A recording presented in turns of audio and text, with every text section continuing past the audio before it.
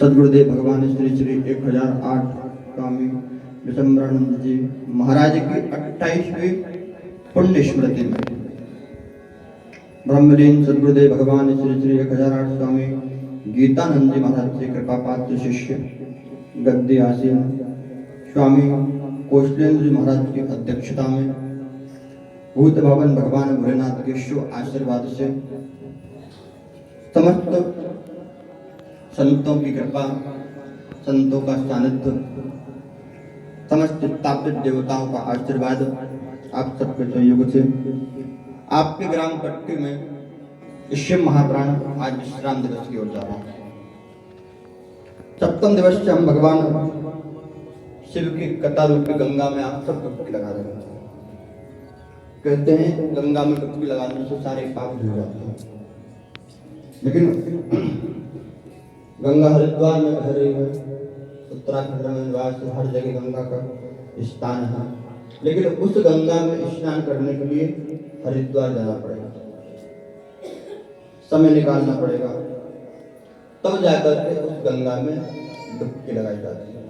लेकिन भगवान भोलेनाथ की बड़ी कृपा है कि शिव रूपी गंगा आपके ग्राम पट्टी में 7 दिनों से बह रही है।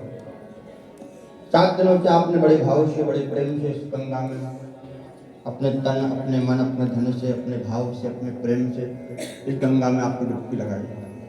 भगवान भोलेनाथ से प्रार्थना करेंगे, जितना भी भाव से, जितने भी प्रेम से आपने भगवान शिव की कथा को सुना है, मेरे भोलेनाथ आपकी हर एक मनोकामना को पूर्ण करें। सबसे बड़ी बात है सबकी गंगा में डुबकी लग रही है तो संतों का भी सानिध्य प्राप्त है।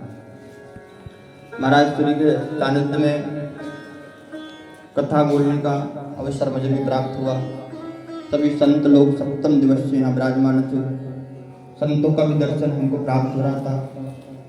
महाराज श्री के मुख से मैंने सुना है कि जिनकी 28वीं पुण्यतिथि हम मना रहे हैं, बड़े दिव्य संत थे, और हम तो कहते कि जिन्होंने उनका दर्शन किया होगा वो वास्तव में बुद्ध भाग्यशाली है, वो सौभाग्यशाली होंगे जो ऐसे गुरु के सानिध्य में अपने जीवन को यापन करते हैं। ऐसे गुरु का सानिध्य आपको प्राप्त हुआ है, ऐसे गुरु के सानिध्य में आप भगवत नाम संकीर्तन करते चले आ रहे हैं, ये बहुत बड़ी कृपा है साहब। परमात्मा को तो पाना फिर भी हम कहते हैं सरल होता है, लेकिन गुरु की कृपा जिसके ऊपर हो जाए समझ लो सोने पे सुहागा होता है, विशेष कृपा है। संतों के सानिध्य बहुत मुश्किल से मिलते हैं साहब, संतों का सानिध्य ऐसे नहीं हो जाता, उसकी जब कृपा होती है ना बाबा की, भोलेनाथ की, तब जाकर के संतों का आशीर्वाद मिलता है। और आप तो सदैव संतों के सानिध्य में, आप तो सदैव सतगुरु के सानिध्य में, आप तो सदैव सतगुरु के सानिध्य में शुभ कर्म हम सप्तम दिवस से करते चले आ रहे हैं, ये बड़ी कृपा है। संतों का आशीर्वाद बहुत, हम तो ये कहते हैं कि मनी के रूप में होता है।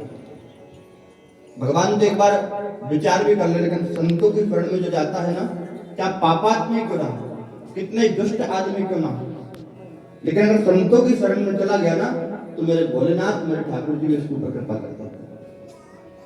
संतों का जो मन होता है मक्खन के समान होता है।